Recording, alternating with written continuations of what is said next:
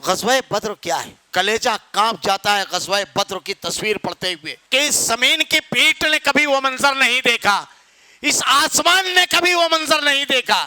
آج ہمارا معاملہ یہ ہے کہ ہم معمولی خبروں کو جو بڑی تیزی کے ساتھ پھیلا دیتے ہیں، جس میں بزدلی کے واقعات، کمزوری کے واقعات، ہمارے نوجوانوں کے مار کھانے کے واقعات، معاف کیجئے گا نفسیاتی جنگ میں آپ ہار رہے ہیں۔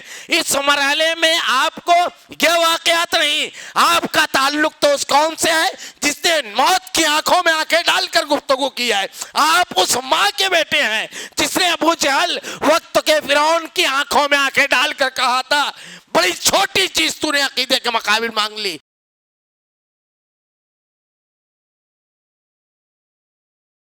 ان الحمد للہ نحمده ونستعینه ونستغفره ونؤمن به ونتوکل علیہ ونعوذ باللہ من شرور انفسنا ومن سیئات اعمالنا من يهده الله فلا مضل له ومن يضلل فلا هادي له واشهد ان لا اله الا الله وحده لا شريك له واشهد ان محمدا عبده ورسوله اما بعد اعوذ باللہ من الشیطان الرجیم بسم اللہ الرحمن الرحیم یا ایھا الذین آمنوا اتقوا اللہ حق تقاته ولا تموتن الا وانتم مسلمون یا ایھا الناس اتقوا ربکم الذی خلقکم من نفس واحدہ وخلق منها زوجها وبث منهما رجالا كثيرا ونساء واتقوا الله الذي تساءلون به والارحام ان الله كان عليكم رقيبا يا ايها الذين امنوا اتقوا الله وقولوا قولا سديدا يصلح لكم اعمالكم ويغفر لكم ذنوبكم ومن يطع الله ورسوله فقد فاز فوزا عظيما قال الله تعالى في القرآن المجيد والفرقان الحميد اعوذ بالله السميع العليم من الشيطان الرجيم بسم الله الرحمن الرحيم وانزلنا على عبدنا يوم الفرقان يوم التقى الجمعان والله بكل شيء عليم۔ تمام تعریفیں اللہ رب العالمین کے لیے جو تمام جہانوں کا یک و تنہا خالق و مالک ہے، اور بے شمار درود و سلام اللہ کے آخری نبی حضرت محمد صلی اللہ علیہ وسلم پر۔ معزز حاضرین، غزوہ بدر اسلامی نہیں انسانی تاریخ کا بے مثال معرکہ ہے۔ تاریخ انسانی نے ایسا کوئی معرکہ نہیں دیکھا غزوہ بدر۔ غزوہ بدر کی اہمیت اور افادیت کو اگر آپ کو سمجھنا ہے تو اللہ کے نبی صلی اللہ علیہ وسلم کی زبان اقدس سے نکلے ہوئے وہ جملے جو اس غزوے میں شرکا کے لیے اللہ کے نبی صلی اللہ علیہ وسلم نے بیان فرمائے۔ آپ نے غزوہ بدر کے شرکا کے بارے میں ارشاد فرمایا کہ ان کے کسی عمل پر کوئی گرفت نہیں۔ جتنے بھی غزوہ بدر کے شرکا ہیں سب کے سب جنتی۔ اللہ رب العالمین نے بدر کے شرکا کے بارے میں ارشاد فرمایا آسمان سے سارے شرکا بدر کے جنتی۔ حضرت جبرائیل علیہ السلام ایک مرتبہ اللہ کے نبی صلی اللہ علیہ وسلم کے پاس تشریف لائے۔ اللہ کے رسول صلی اللہ علیہ وسلم سے آپ نے دریافت کیا کہ بدر کے شرکا کا تمہارے درمیان کیا مقام ہے؟ تو آپ نے ارشاد فرمایا کہ بدر میں جو لوگ شریک تھے، بدر کے جو شرکا تھے، یہ صحابہ اکرام میں سب سے افضل ہے۔ حضرت جبرائیل نے ارشاد فرمایا بدر میں جو فرشتے شریک تھے وہ فرشتوں میں افضل ہے۔ حاتب بن ابی بلتہ رضی اللہ تعالیٰ عنہ، یہ ایک بڑے مشہور صحابی ہیں، اور حالات حاضرہ پر ابھی ایک جامع خطاب ہو رہا تھا۔ اللہ کے نبی صلی اللہ علیہ وسلم کی سیرت طیبہ کے بے شمار اسباق میں سے ایک سبق جو یہ ہے کہ جو قوموں میں کشمکش ہوتی ہے، مقابلہ آرائی ہوتی ہے، جس کو ہم کہتے ہیں نفسیاتی جنگ، اس جنگ میں بڑا ہی مشکل مرحلہ ہوتا ہے، قومیں بڑی چوکنا ہوتی ہے تو کامیابی سے ہمکنار ہوتی ہے۔ اور اللہ کے نبی صلی اللہ علیہ وسلم کی سیرت طیبہ اگر آپ پڑھیں تو اللہ کے رسول صلی اللہ علیہ وسلم نے ہر محاذ پر ایک وقت میں 3 قوموں کو بھرپور جواب دیا، لیکن افسوس ہمارے ہاں سیرت پڑھنے کا مزاج نہیں ہے۔ میں صرف اشارے دوں گا، اللہ کے نبی صلی اللہ علیہ وسلم نے اپنے سماج اور معاشرے کی صحابہ اکرام کی کیسی تربیت دی، کس طرح کی تربیت دی۔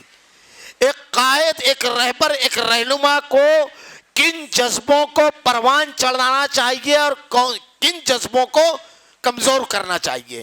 کسی صالح، مضبوط، مستحکم سماج کی تشکیل کے لیے کیا ضروری ہے، اللہ کے نبی صلی اللہ علیہ وسلم کی سیرت طیبہ میں آپ کو ملے گا کہ آپ نے صحابہ کی اس طرح تربیت کی۔ حاتب ابن ابی بلتہ رضی اللہ تعالیٰ عنہ ایک صحابی ہیں، غزوہ بدر کے شرکا میں سے ہے۔ فتح مکہ کے وقت اللہ کے نبی صلی اللہ علیہ وسلم نے جب صحابہ کرام سے جنگ کی تیاری کا ارادہ ظاہر کیا اور ان کو حکم دیا، تو اللہ کے رسول صلی اللہ علیہ وسلم کی جنگی حکمت عملی ہمیشہ یہ ہوتی کہ اگر آپ کو مشرق میں جانا ہو تو مغرب کا ارادہ ظاہر کرتے، اس لیے کہ آپ قتال کو ناپسند کرتے تھے اور دشمن کو بے خبری میں جا لینا اور معاملہ ختم کر دینا یہ آپ کی شدید خواہش ہوتی تھی۔ اسی لیے اگر آپ تاریخ پڑھیں گے تو 10,000 مربع میٹر کا علاقہ اللہ کے نبی صلی اللہ علیہ وسلم نے فتح کیا اور مقتولین کی کل تعداد 1018 لوگوں نے لکھی ہے۔ اس میں مشرکین مکہ بھی ہیں اور اہل ایمان کی شہادتیں ساری کے سامنے شامل ہیں۔ اللہ کے نبی صلی اللہ علیہ وسلم نے اس معاملے کو بڑا چھپا کر کے رکھا۔ حاتب ابن ابی بلتہ رضی اللہ تعالیٰ عنہ سے غلطی ہوئی، آپ نے ایک لیٹر تیار کیا اور مکہ کے سلسلے میں اللہ کے نبی صلی اللہ علیہ وسلم کی کیا تیاری ہے اس کی کچھ صورتحال مشرکین مکہ کے لیے لکھ کر روانہ کی۔ اللہ رب العالمین نے اللہ کے نبی صلی اللہ علیہ وسلم کو بذریعہ وحی اس کی اطلاع دی اور آپ نے حضرت علی رضی اللہ تعالیٰ عنہ ایک صحابی سے کہا کہ مقام کاخ پر جاؤ، وہاں تم کو ایک خاتون ملے گی اور اس خاتون کے پاس ایک لیٹر ہے۔ جب یہ صحابہ کرام گئے وہاں ایک بوڑھی خاتون ملی، خاتون سے جب لیٹر کا مطالبہ کیا، خط کا مطالبہ کیا تو اس نے انکار کیا۔ صحابہ کرام نے سختی برتی اور کہا کہ یہ بات اس ذات اقدس نے بیان کی ہے جس کی زبان سے کبھی غلط نہیں نکلتا، ہم سختی کریں گے۔ تب اس نے اپنی بالوں کے جوڑے میں سے اس لیٹر کو نکال کر دیا جو حضرت حاتب ابن ابی بلتہ رضی اللہ تعالیٰ عنہ کے ہاتھ کا لکھا ہوا تھا، اور جس میں مکہ کے سلسلے میں اللہ کے نبی صلی اللہ علیہ وسلم کی تیاریاں اور آپ کا پروگرام کچھ حد تک کے بیان کیا گیا تھا۔ اگر ہم اور آپ غور کریں تو یہ اتنی زبردست غلطی تھی، اتنی زبردست، غور کریں ذرا سا۔ اللہ کے نبی صلی اللہ علیہ وسلم نے جب یہ لیٹر دیکھا تو صحابہ کرام نے آپ سے اجازت طلب کی کہ اللہ کے نبی حکم دیجئے حاتب کی گردن مار دیں۔ اللہ کے نبی صلی اللہ علیہ وسلم نے حاتب ابن ابی بلتہ رضی اللہ تعالیٰ عنہ کو جب بلایا تو حاتب ابن ابی بلتہ رضی اللہ تعالیٰ عنہ نے ارشاد فرمایا، اللہ کے نبی میرے بارے میں عجلت میں کوئی فیصلہ نہ کیجیے، جلدی نہ کیجیے، میں اس کی نزاکت اور اس خط کے مضمرات پر غور نہیں کر سکا، بلکہ صرف وہ اس خط کے لکھنے کا ایک مقصد تھا کہ دیگر صحابہ کرام جو ہے ان کے رشتہ دار مکہ میں موجود ہیں اور میرے اہل خانہ مکہ میں ہے لیکن میرا کوئی رشتہ دار نہیں ہے، میں اپنے اہل خانہ کی حفاظت کی فکر میں اس کے نقصانات کو بھول گیا۔ میں اس لیے یہ لیٹر لکھا کہ مشرکین مکہ کے دل کچھ نرم ہو جائیں اور میرے اہل خانہ کے ساتھ نرمی کا معاملہ کریں، بس اتنا معاملہ ہے اللہ کے نبی، نہ میرے ایمان میں کوئی کمی آئی ہے، نہ میرے آپ سے محبت، نہ دین پہ استقامت، کسی چیز کی کوئی کمی نہیں ہے اللہ کے رسول۔ ایک جملہ اللہ کے نبی نے ارشاد فرمایا تھا، بدر کی اہمیت کو سمجھئے۔ اللہ کے نبی صلی اللہ علیہ وسلم نے حضرت حاتب ابن ابی بلتہ رضی اللہ تعالیٰ عنہ کو کوئی سزا نہیں دی، کوئی لکیر نہیں کی، اور ایک جملہ کہا یہ بدر کے شرکا میں سے۔ دو چیزیں یہاں پر سمجھ لیجئے، ایک بدر کی اہمیت، دوسرا اللہ کے نبی صلی اللہ علیہ وسلم اس واقعے کے بعد حاتب ابن ابی بلتہ رضی اللہ تعالیٰ عنہ ایک طویل مدت تک زندہ رہے، لیکن پوری تاریخ میں آپ ایک قول کسی کا نہیں بتا سکتے، کسی ایک صحابی کا ایک قول کہ انہوں نے کبھی حاتب ابن ابی بلتہ رضی اللہ تعالیٰ عنہ کو مخبر یا اللہ کے نبی کا راز فاش کرنے والا اس قسم کا کوئی الزام لگایا ہو۔ یہ صحابہ کا مزاج تھا۔ ہمارے ہاں اگر ایک چھوٹی سی غلطی کسی شخص میں ہو جائے، کسی شخص میں، تو اسے اتنا بڑا مجرم بنا کر پیش کیا جاتا ہے کہ احساس ندامت اور احساس جرم اس کی شخصیت کو ختم کر دیتا ہے۔ دوسری چیز، صحابہ کرام کے معاشرے میں منفی خبریں اور منفی چیزوں پر تبصرے نہیں ہوا کرتے تھے، اسے عام نہیں کرتے، وہ اپنی زبان پر نہیں لاتے، بلکہ مثبت تبصرے اور مثبت باتیں بیان ہوتی تھی۔ اللہ کے نبی صلی اللہ علیہ وسلم کی سیرت میں یہ پورا ایک عنوان ہے مستقل، نفسیاتی پہلو جس میں ذہنی تربیت، آج ہمارا معاملہ یہ ہے کہ ہم معمولی خبروں کو جو بڑی تیزی کے ساتھ پھیلا دیتے ہیں، جس میں بزدلی کے واقعات، کمزوری کے واقعات، ہمارے نوجوانوں کے مار کھانے کے واقعات، معاف کیجئے گا نفسیاتی جنگ میں آپ ہار رہے ہیں۔ اس مرحلے میں آپ کو یہ واقعات نہیں، آپ کا تعلق تو اس قوم سے ہے جس نے موت کی آنکھوں میں آنکھیں ڈال کر گفتگو کی ہے۔ آپ اس ماں کے بیٹے ہیں جس نے ابو جہل وقت کے فرعون کی آنکھوں میں آنکھیں ڈال کر کہا تھا بڑی چھوٹی چیز تو نے عقیدے کے مقابل مانگ لی۔ ہم نے تو ان ماؤں کی گود میں پرورش پائی ہے کہ حضرت اسماء کہتی ہے جب ان کے بیٹے حضرت عبداللہ بن زبیر کو شہید کر کے حجاج بن یوسف بلواتا ہے تو حضرت اسماء رضی اللہ تعالیٰ عنہ سے کہتا ہے دیکھ اپنے بیٹے کا انجام، قتل کر کے سولی پر چڑھایا۔ مسکرا کر کے پہلے پوچھتی ہے کہ ابھی تک سولی پر لٹکا ہوا ہے؟ لوگوں نے کہا ہاں۔ کہا سوار کے سواری سے اترنے کا بھی وقت تو نہیں آیا؟ اور اس کے بعد حجاج سے کہتی ہے مرنے کے بعد بھی تجھ سے بلند ہے۔ پھر دعا کے لیے جو جملے استعمال کرتی ہے وہ پڑھ گیا تاریخ میں، نوحہ ماتم نہیں کیا بلکہ اللہ سے کہتی ہے اللہ اس کے ان روزوں کو قبول فرما جو تو تپتے ہوئے ریگزاروں میں تیری رضا اور خوشنودی کے لیے اس نے رکھے تھے، ان نوافل اور سجدوں کو قبول کر رہا فرما جو رات کی تنہائی میں تیری رضا اور خوشنودی کے لیے اس نے کیے تھے۔ خیر یہ ذرا سا طویل بات ہو جائے گی۔ غزوہ بدر، اللہ کے نبی صلی اللہ علیہ وسلم نے حضرت حاتب بن ابی بلتہ رضی اللہ تعالیٰ عنہ کے بارے میں کہا یہ بدر کے شرکاء میں سے ہیں۔ بدر کی اہمیت اور افادیت اسی سے سمجھ میں آتی ہے۔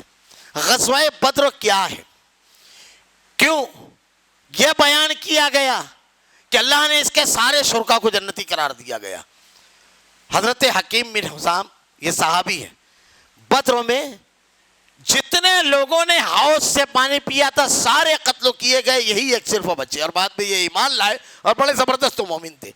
ان کو جب بڑی پختہ بات کہنی ہوتی تو کہتے تھے، قسم کھا کر کے کہتے ہیں کہ اس رب کی قسم جس نے مجھ کو بدر کے روز بچایا، یعنی بدر کے روز میں قتل نہیں کیا گیا۔ غزوہ بدر میں صحابہ کرام نے سب کچھ لگا دیا تھا۔ اللہ نے ارشاد فرمایا ان کے کسی عمل پر کوئی گرفت نہیں، اتنے امتحانات سے گزر کر کے اس مرحلے پر اور اس مقام پر پہنچے تھے صحابہ، اور اتنا بڑا امتحان بدر کے شرکاء نے دیا تھا کہ اللہ تعالیٰ نے ان کے بارے میں یہ جملہ ارشاد فرمایا۔ تھوڑا سا غزوہ بدر سے پہلے اس کے بیک گراؤنڈ کو، اس غزوے کے ہونے کے اسباب کو سمجھنا ذرا ضروری ہے۔ غزوہ بدر کن اسباب کی بنیاد پر ہوا؟ اللہ کے نبی صلی اللہ علیہ وسلم کی سیرت، مکہ میں آپ نے جب دعوت کا آغاز کیا، مشرکین مکہ نے اللہ کے دین کو ختم کرنے کی ساری کوششیں، ساری طاقتیں اللہ مشرکین مکہ نے لگائی۔ پورا ہجرت سے قبل کے پورے واقعات پڑھ گئے، ہر قسم کے مظالم مسلمانوں کے ساتھ کیے، ہر قسم کے مظالم۔ اگر آدمی پڑھتا ہے تو اس کی روح تک کانپ جاتی ہے کہ اللہ کے نبی صلی اللہ علیہ وسلم گزر رہے ہیں، آپ نے دیکھا پورا آل یاسر کے خانوادے کے اوپر ظلم کیا جا رہا ہے، آپ ارشاد فرماتے ہیں صبر یا آل یاسر انما یعدکم الجنہ، صبر کرو اے آل یاسر تمہارے لیے جنت ہے۔ زنیرہ نادیہ ام عبیس کے لونڈیاں ہیں، ان کو پانی میں ڈبکیاں دی جاتی، ان کو شدید اذیت دی جاتی۔ حضرت عمر رضی اللہ تعالیٰ عنہ اپنی لونڈی کو جب مارتے تھک جاتے تو یہ جملہ کہتے اس لیے نہیں رکا ہوں کہ تجھ پر ترس کھائے، بلکہ اس لیے کہ تھک گیا ہوں، تھکاوٹ کم ہو تو کچھ آرام کرو، پھر اس کے بعد اذیت دوں گا۔ حضرت بلال حبشی رضی اللہ تعالیٰ عنہ، حضرت خباب کا واقعہ، تپتی ہوئی آگ پہ لٹا دیا گیا۔ خود اللہ کے نبی صلی اللہ علیہ وسلم کے ساتھ ہجرت سے پہلے کیا کیا گیا؟ عقبہ بن ابی معیط نے آپ کی گردن میں چادر ڈال کر اس طرح گھمائی کہ انگلیاں ابل پڑی، آنکھیں ابل پڑی، اور ایسا لگتا تھا کہ آپ کا دم نکل جائے گا۔ آپ سجدے کی حالت میں آپ کے کاندھے پر، آپ کے سر پر اونٹ کی اوچ لا کر کے ڈال دی گئی۔ ہر قسم کے ظلم صحابہ کرام کے ساتھ کیے گئے۔ اسی میں حضرت سمیہ کی شہادت بھی ہے، جو اسلام کی پہلی شہادت ہے کہ ابو جہل آپ کے سامنے کھڑا ہو کر کے کہتا ہے بول جان دے گی یا دین؟ کہتی ہے بڑی چھوٹی چیز مانگی، شرمگاہ پر برچھی ماری اور شہید کر دیا۔ یہ سارے مظالم سے صحابہ کرام گزرے، لیکن ان کی استقامت اور ان کی ثابت قدمی میں اور دین پر جمے رہنے میں اور دین کو پیش کرنے میں کوئی فرق نہیں، حتیٰ کہ اللہ رب العالمین کی طرف سے ان کو ہجرت کا حکم ہوا. اور صحابہ کرام اس حالت میں مکہ سے نکلے، پہلی ہجرت حبشہ کی اور دوسری ہجرت جو مدینہ کی. تو پورے واقعے پر غور کیجئے تو اس حالت میں لوگ مکہ سے نکلے بدن کے کپڑوں پر، بلکہ بعض صحابہ کرام کے تو بدن کے کپڑے عبداللہ ذو البجاتین رضی اللہ تعالیٰ عنہ ان کے پورے کپڑے نکال لیے گئے، پورے کپڑے اتار لیے گئے. حضرت مصعب بن عمیر رضی اللہ تعالیٰ عنہ دیگر صحابہ کرام اس حالت میں مکہ سے نکلے کہ کم سے کم کپڑوں میں اور پورا سرمایہ چھوڑ کر کے سب کچھ اسلام کے لیے قربان کیا. مدینہ ہجرت کی. مدینہ میں جب صحابہ کرام پہنچے تو مشرکین مکہ نے یہاں پر بھی لوگوں کو سکون نہیں لینے دیا. اللہ کے نبی صلی اللہ علیہ وسلم کے خلاف مسلسل کوشش کرتے رہے. رئیس المنافقین عبداللہ بن ابی سے رابطہ کیا اور کہا کہ یہ تمہارے درمیان جو محمد صلی اللہ علیہ وسلم آئے ہوئے ہیں ان کو نکالو، اگر ان کو نہیں نکالو گے تو ہم تم سے جنگ کریں گے اور تمہارے خلاف قتال کریں گے اور تمہارا معاملہ خراب کر دیں گے. عبداللہ بن ابی اس کے لیے تیار ہو گیا. عبداللہ بن ابی جب تیار ہوا، اللہ کے نبی صلی اللہ علیہ وسلم ایک ایسے قائد تھے جو ہر قسم کے حالات پر بڑی باریک نظر رکھتے تھے، بڑی باریک. قائدین کو، لیڈروں کو، کسی بھی قوم کے، کسی بھی گروہ اور جماعت کے، کسی بھی ادارے کے ذمہ دار کو اللہ کے نبی کی سیرت پڑھنا چاہیے. سیرت تو اللہ کے نبی صلی اللہ علیہ وسلم کے ہر شخص کو پڑھنا چاہیے، کیونکہ اللہ تعالیٰ نے قیامت تک کے تمام انسانوں کے لیے آپ کو اسوہ اور نمونہ بنایا ہے. لقد کان لکم فی رسول اللہ اسوۃ حسنہ. اس لیے ہر شخص کی زندگی میں آپ کے لیے رہنما خطوط، اصول اور ضابطے موجود ہیں ہر شخص کے لیے. اس لیے ہر شخص کو پڑھنا چاہیے.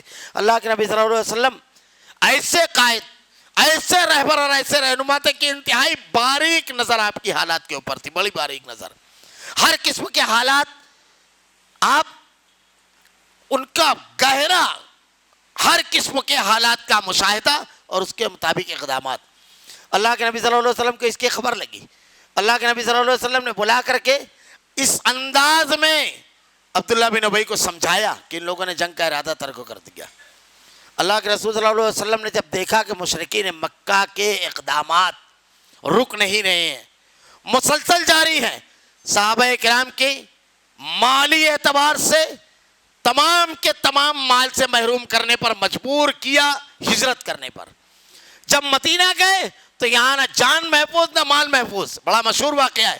حضرت سعد بن معاذ سے ابو جہل نے کہا تھا کہ تم بڑی آسانی کے ساتھ مکہ کی گلیوں میں پھر رہے ہو اور ہمارے درمیان سے ہمارے آدمی کو نکال کر لے جا کر کے اگر تم اس کی حمایت میں نہیں ہوتے تمہیں چلنے نہیں دیتا. حضرت سعد بن معاذ نے پلٹ کر کے جواب دیا تھا کہ ملک شام جو تمہارے قافلے جاتے ہیں بڑی آسانی سے گزر نہیں سکیں گے. اللہ کے نبی صلی اللہ علیہ وسلم کے سامنے جب یہ بات آئی کہ صرف مالی نہیں بلکہ اس سے پہلے کبھی نہیں ہوا کہ کعبۃ اللہ سے لوگوں کو روکا گیا، حرم سے روکا گیا، یہ چیز جو آئی اللہ کے رسول صلی اللہ علیہ وسلم کے سامنے یہ تمام کے تمام حالات تھے. اللہ کے نبی صلی اللہ علیہ وسلم نے حکمت عملی جو ہوتی ہے، ہمارا مقابلہ ہے قوموں سے، ہمارا مقابلہ ہے، ہمارے مقابل قوم ہیں، کن کن مقامات پر ہم ضرب لگا سکتے ہیں. غزوہ بدر میں اللہ رب العالمین نے جنگ کے دوران جو مارنے کا حکم دیا ہے، حملہ کرنے کا حکم دیا ہے، جوڑوں اور پٹھوں پر مارنے کا حکم دیا ہے. جوڑوں اور پٹھوں پر مارنے کی جو شرح لوگوں نے بیان کی ہے کہ اگر آدمی کاندھے پر مارتا ہے تو پورا ہاتھ مفلوج ہو جاتا ہے. صرف پنجے پر اگر آپ مار رہے ہو، جوڑوں اور پٹھوں پر اللہ رب العالمین نے حکم دیا ہے.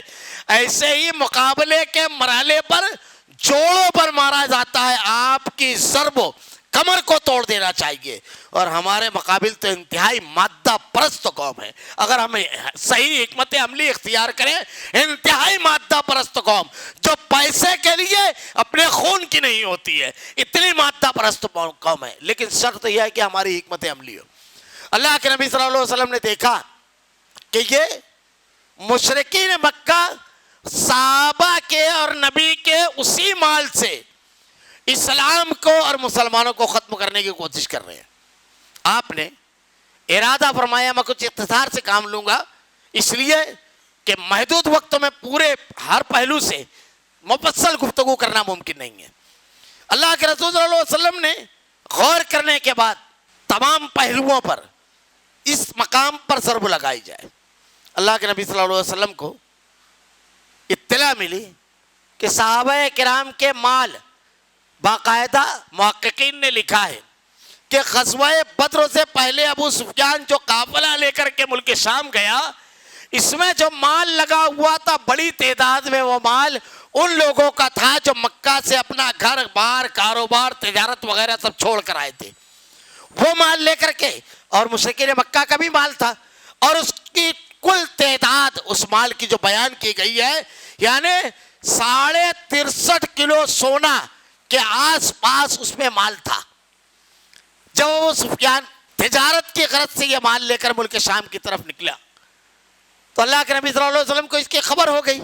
اللہ کے نبی صلی اللہ علیہ وسلم نے صحابہ کرام کو جمع کیا، اور مشرکین مکہ کی معیشت ریڑھ کی ہڈی ہوتی ہے. معیشت یاد رکھیے کہ ایک مرتبہ اگر یہ ٹوٹ جائے، آج ہمارے ہاں دیکھیے معاشی اعتبار سے کسی کے خلاف اقدام کرنے کا ہمارا معاملہ، میں آپ کو کہوں اگر آپ پیچھے کی خبریں پڑھیں، پیچھے کی خبریں، صرف ہمارے ملک میں ایک ریاست ہے پنجاب.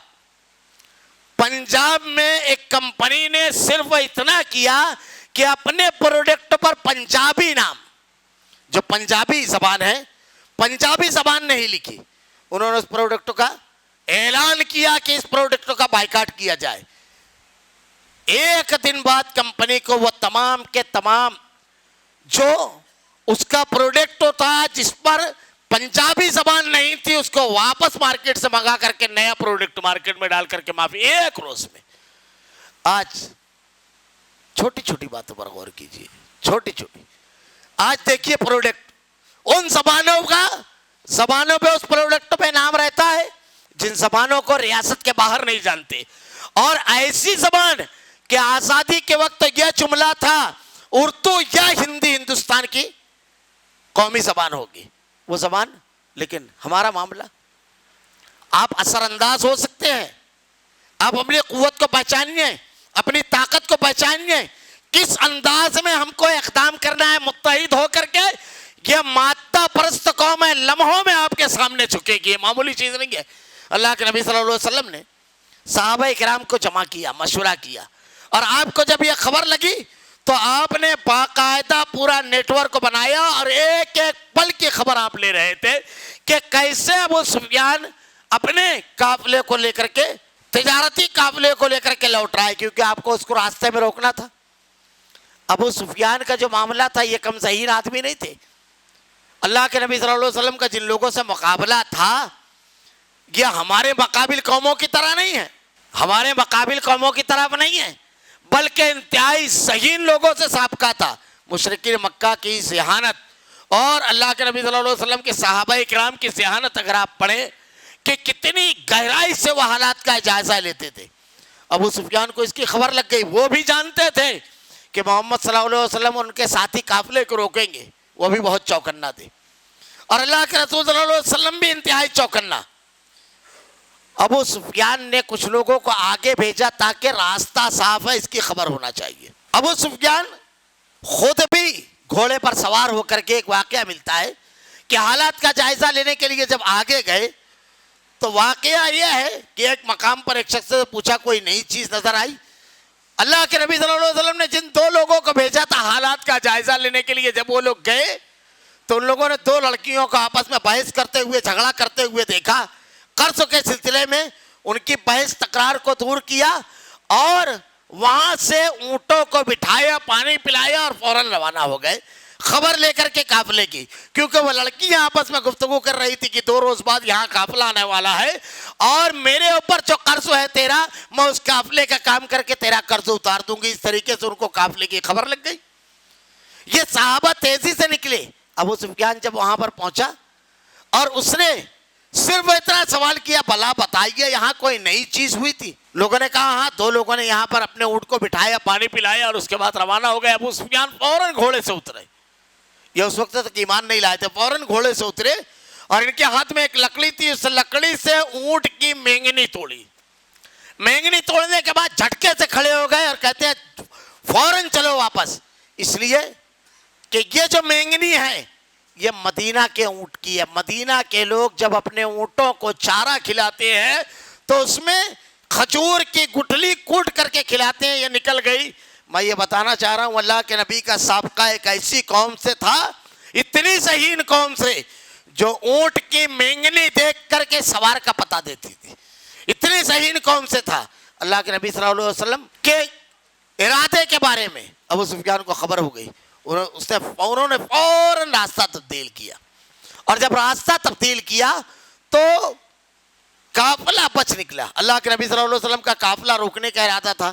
اللہ نے قرآن میں اس کو بیان کیا ہے کہ تمہارا ارادہ یہ تھا کہ تم کو وہ ملے, وہ قافلہ ملے جس سے تم کو ٹکراؤ نہ ہو, لیکن ہمارا ارادہ کچھ اور تھا. اللہ رب العالمین نے ارشاد فرمایا ہے کہ اللہ تعالیٰ کا ارادہ کچھ اور تھا کہ لشکر سے مقابلہ ہو. اس طرف یہ معاملہ ہوا. ابو سفیان نے مکہ خبر بھیج دی کہ قافلے کے سلسلے میں محمد صلی اللہ علیہ وسلم اور آپ کے ساتھی اس کو روکنے والے ہیں. یہ خبر جب مکہ پہنچی تو مکہ کے فوراً تمام لوگوں نے تیاری کی, اور ایک لشکر جرار 1300 لوگوں کا تیار کیا, جس میں مکہ کا تقریباً ہر طبقے کا انسان موجود تھا. لیکن یہ لشکر جب مکہ سے نکلا, مکہ سے نکل کر کے کچھ دور گیا تو راستے میں یہ خبر لگی کہ قافلہ محفوظ ہے, اس لیے آپ لوگ لوٹ جائیں گے. ابو جہل نے اس وقت یہ کہا کہ ہم لوٹیں گے نہیں, بلکہ مدر میں رہیں گے 3 روز تک کے, ہمارے لیے لونڈیاں گائیں گی, ہم محفلیں سجائیں گے, کھائیں گے پیئیں گے, تاکہ پورے عرب پر ہمارا رعب دبدبہ ہو جائے. اسی موقع پر غزوہ بدر کے موقع پر مشرکین مکہ میں جو 300 کا لشکر تھا, اس کے بڑے جو تھے اخنس بن شریک, انہوں نے جنگ میں شریک ہونے سے انکار کر دیا اور اپنے 300 لوگوں کو لے کر کے لوٹ گئے. اس قصبے میں ان کے گھر کا, ان لوگوں کے درمیان کا کوئی نہیں تھا, ان کے قبیلے کا کوئی نہیں تھا.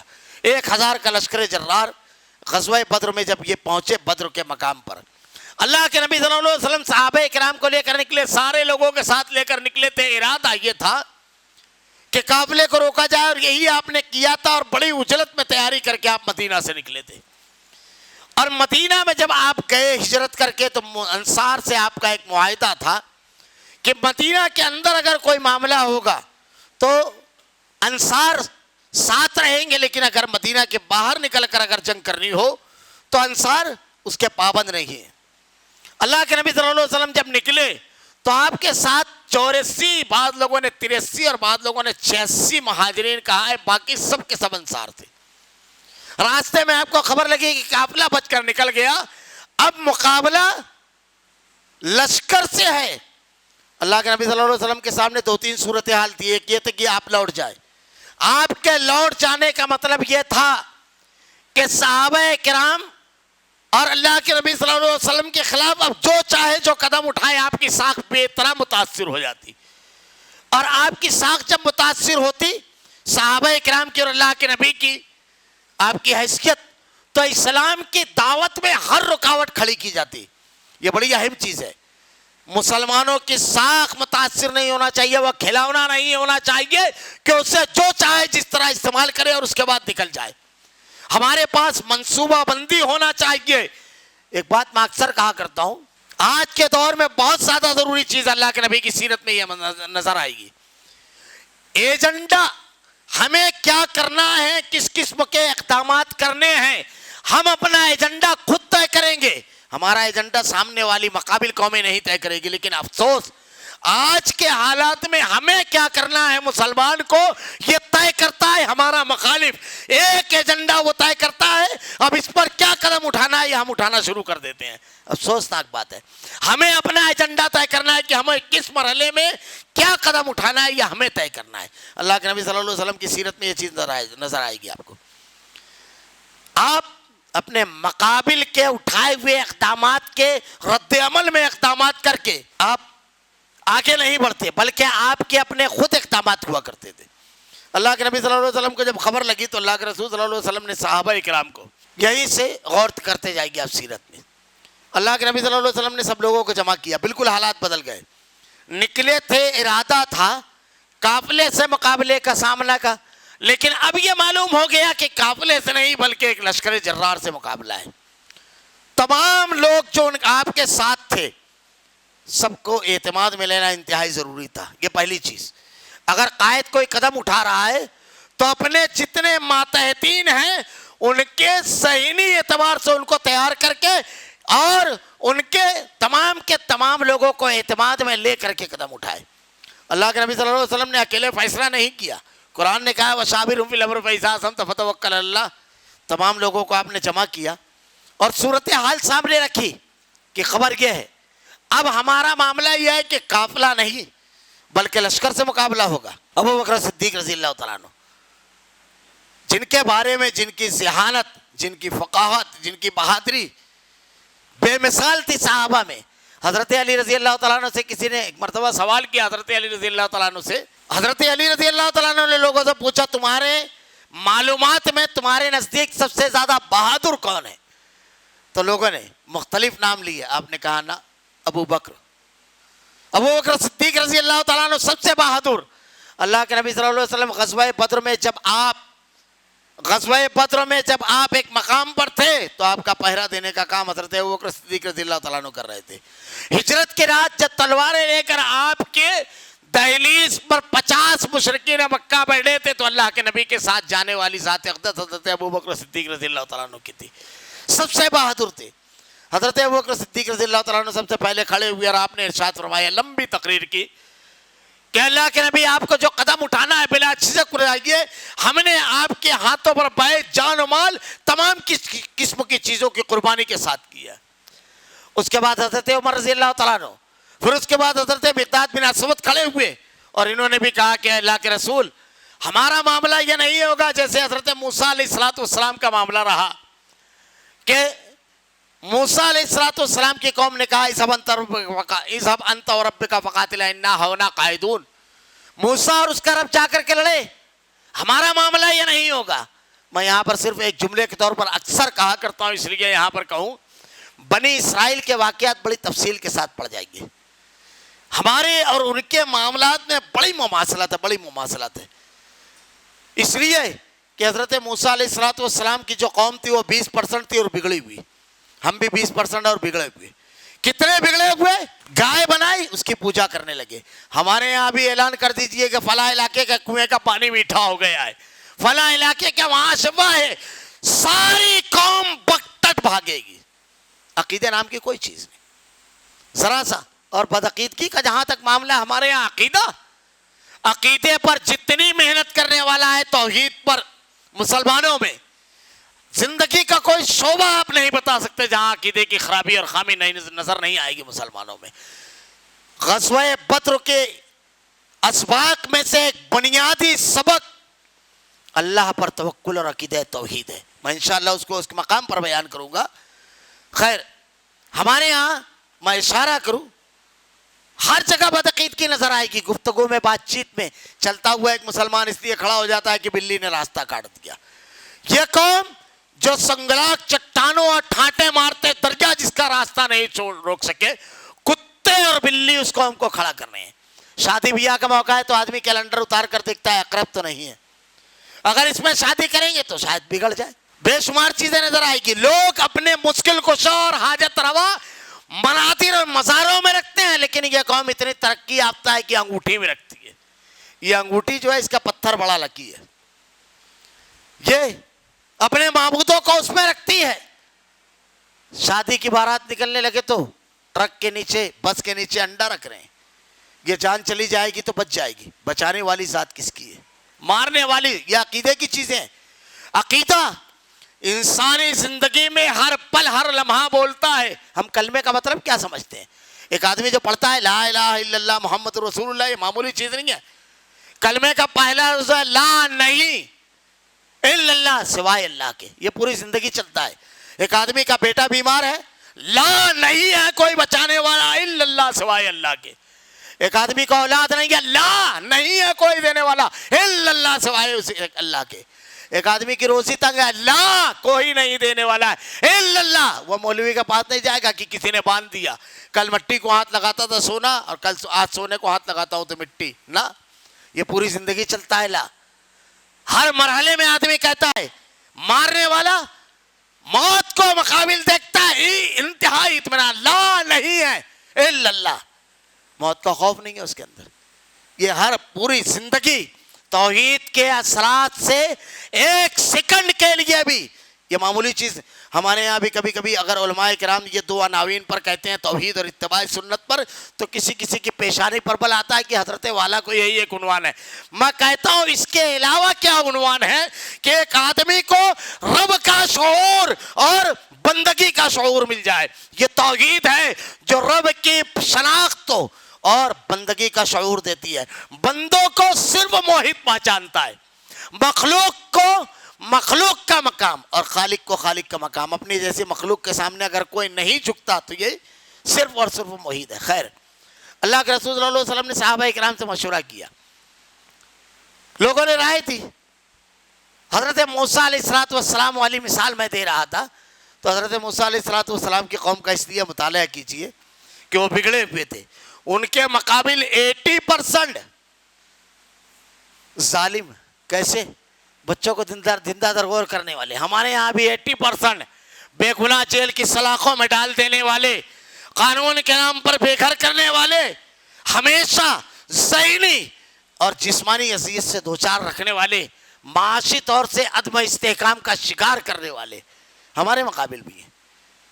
حضرت موسیٰ علیہ السلام کا ایک خطاب قرآن نے نقل کیا ہے، وہ پڑھ جائیے. کتنی بزدلی آ گئی تھی حضرت موسیٰ علیہ السلام کی قوم میں کہ حضرت موسیٰ علیہ السلام جب کہتے ہیں کہ جاؤ سامنے شہر ہے، اللہ فتح کی نوید سناتا ہے، تو کہتے ہیں سبن ترب کا فقاتل انا ہونا قائدون. آج ہمارے یہاں دیکھیے ہم لوگ انتظار میں بیٹھے ہوئے ہیں کہ کوئی مسلح اور قائد آئے اور آ کر کے حالات کو تبدیل کرے. اللہ تعالیٰ ارشاد فرماتا ہے ذالک بأن اللہ لم یکن مغیرا نعمتا انعمها علی قوم حتی یغیروا ما بانفسہم ان اللہ لا یغیر ما بقوم. خدا نے آج تک اس قوم کی حالت نہیں بدلی جو اپنی حالات کو نہیں تبدیل کرتا.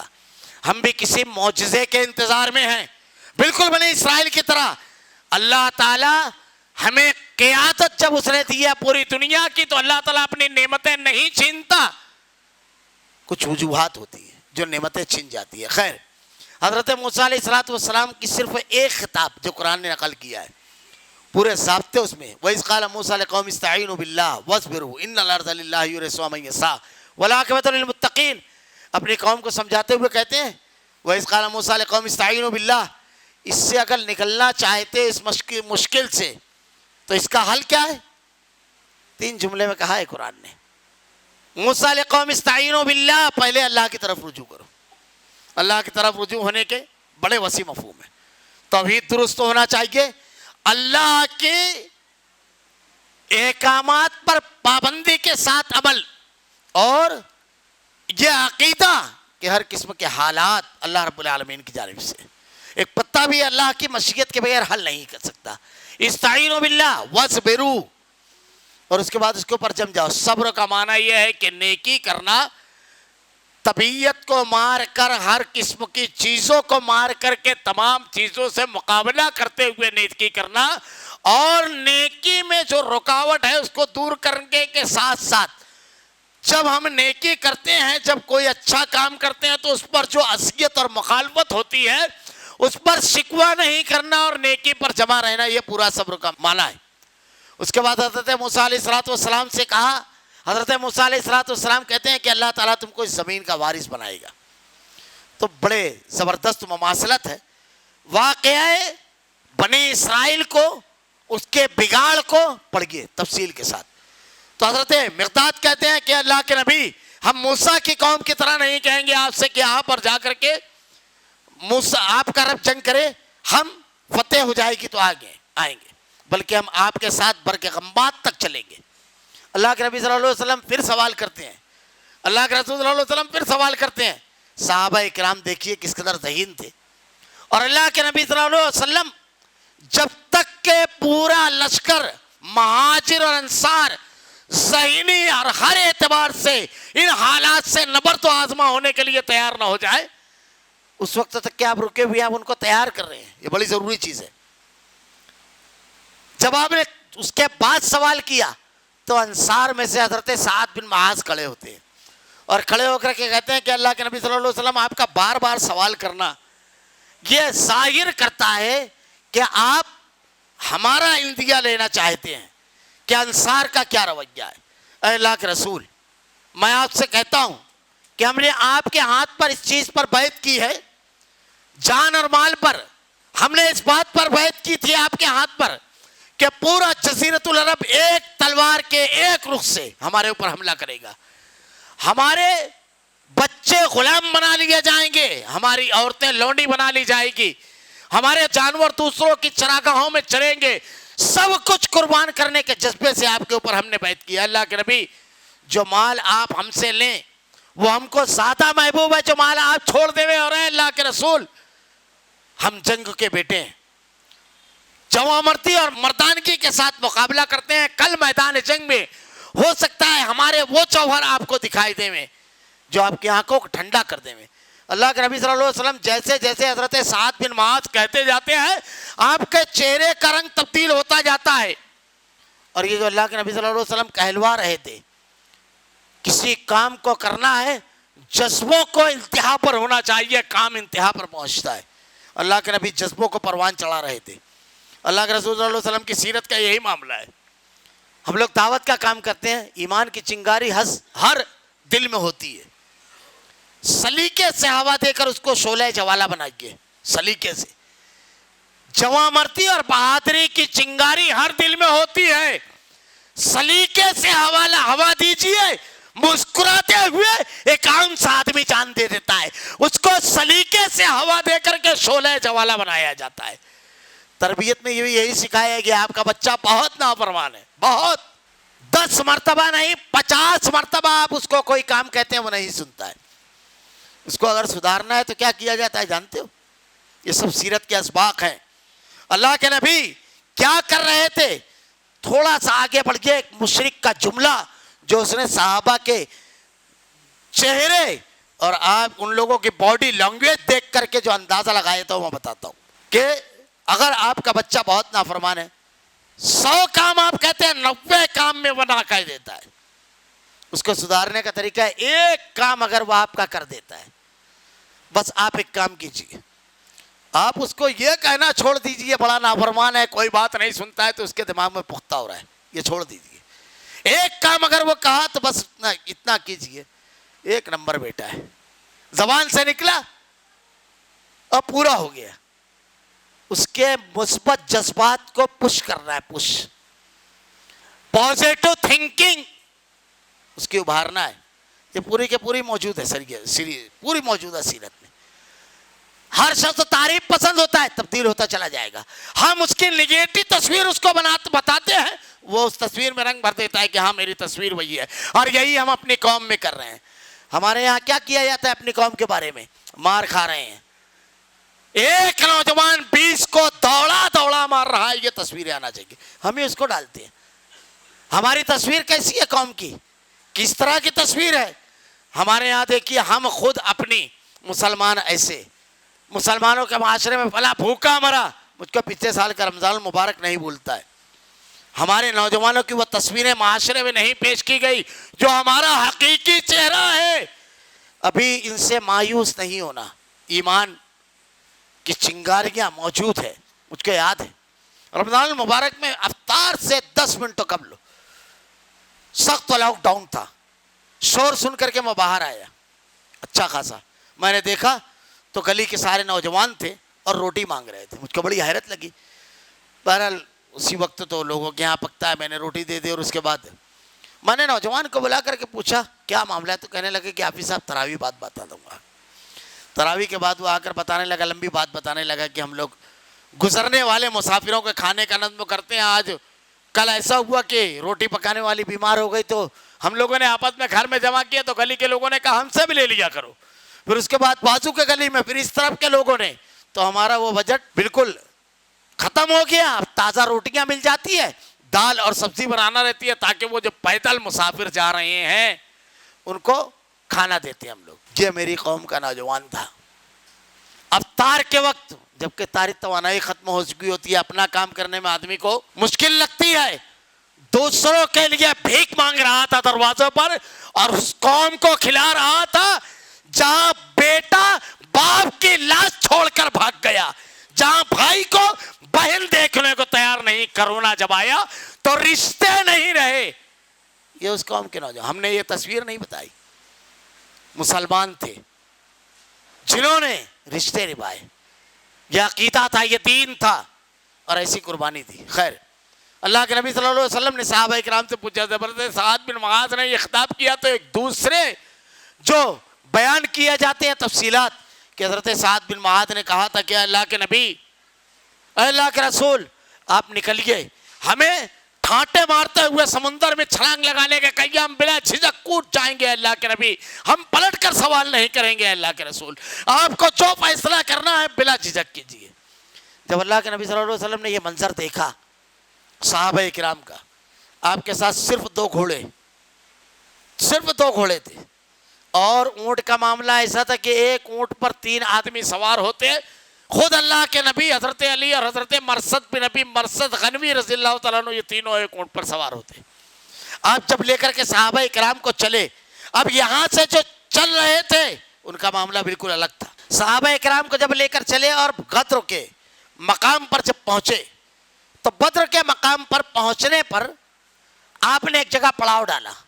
ایک صحابی اللہ کے نبی کے پاس آئے اور آگے کہنے لگے کہ اللہ کے رسول, اس جگہ آپ نے جو پڑاؤ ڈالا ہے, یہ پڑاؤ ڈالنے کی حکمت کیا ہے؟ اللہ کے نبی صلی اللہ علیہ وسلم نے ارشاد فرمایا, بس. کہا اللہ نے حکمت دیا ہے؟ کہا نہیں, یہ تو جنگی حکمت عملی کے نقطۂ نظر سے مجھ کو بہتر جگہ نظر آئی, میں نے یہاں پڑاؤ ڈالا. صحابی کہتے ہیں اللہ کے نبی یہاں پڑاؤ نہ ڈالیں گے, بلکہ مشرکین مکہ کے سب سے قریب والا جو چشمہ ہے وہاں پڑاؤ ڈال دیں, اور جتنے چشمے ہیں سب بند کر دیتے ہیں, وہ ایک چشمہ جاری رہے گا, اس سے ہم پانی پیتے رہیں گے. اللہ کے نبی صلی اللہ علیہ وسلم کو رائے بہت پسند آئی. قائد کو ایسا ہونا چاہیے, بہتر رائے آئے قبول کرنا چاہیے, اور رائے دینے والے کو بھی اس کی خوبیاں اور خامیاں اجاگر کر کے دینا چاہیے کہ اس رائے پر قائم کرنے کا, کام کرنے کا, قدم اٹھانے کا یہ فائدہ ہے, اور نہ کرنے کا یہ نقصان ہے, وضاحت کے ساتھ. قرآن, میں اکثر کہا کرتا ہوں, قرآن میں اللہ تعالیٰ نے کہا ہے, یہ بڑا زبردست عنوان ہے, لقد کان فی قصصہم عبرۃ لأولی الالباب. یہ جو قرآن میں ہم نے واقعات بیان کیے ہیں اس لیے کہ عبرت اور نصیحت ہے. ایک واقعہ آپ قرآن کا پڑھ گئے, ایک واقعہ تو چلتا ہے, لیکن عبرت اور نصیحت کے ایسے دروس ہیں. اس میں دیکھیے, جب حضرت موسیٰ کو آپ کی والدہ نے دریا میں ڈالا تو جملہ پڑھ گیا قرآن کا, حضرت موسیٰ علیہ السلام کی بہن سے کہتی ہے کہ پیچھے پیچھے جانا, دیکھتے رہنا, کچھ کہنا نہیں, خاموشی سے دیکھتے رہنا, بالکل خاموش رہنا. پورا کام سمجھایا. حضرت موسیٰ علیہ السلام کی ایک بہن گئی پیچھے پیچھے, اور اس کے بعد جب وہاں دودھ پینے کا معاملہ ہوا تو ان کو لگا کہ اب مجھ کو بولنا چاہیے, جو والدہ نے نصیحت کی تھی. تب وہاں کہا کہ میں رہنمائی کر سکتی ہوں. کسی کو اگر کام دیا جائے تو پورا ڈیٹیل میں سمجھا دیا جائے, اس طرح کرنا. صرف یہ بول دیتے ہیں کہ یہ کرو, اور اس کے بعد جھگڑا کرتے ہیں کہ میں تجھ کو بولا تو ایسے کیسے کیا.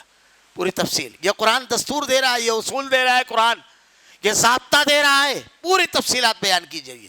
خیر, اللہ کے نبی صلی اللہ علیہ وسلم جب لے کر کے نکلے, اور جب آپ نے پڑاؤ ڈالا, اللہ رب العالمین نے بدر میں کس طرح کی مدد کی ہے, اللہ پر کیسا توکل کیا ہے صحابہ کرام نے. جب بدر میں پہنچے تو صحابہ کرام کی تعداد 313, مشرکین مکہ 1000 کا لشکر. 3 طرح کی مدد اللہ رب العالمین کی آئی وہاں پر. ایک مدد موسم کی, ایک مدد فکر کی, اور ایک مدد فرشتوں کی. اس میں اسباق کیا ہے؟ اللہ کے نبی اور صحابہ کرام بدر سے پہلے اللہ کے دین پر ڈٹے رہنے کے لیے ہر قسم کی قربانی دی, ہر قسم کی.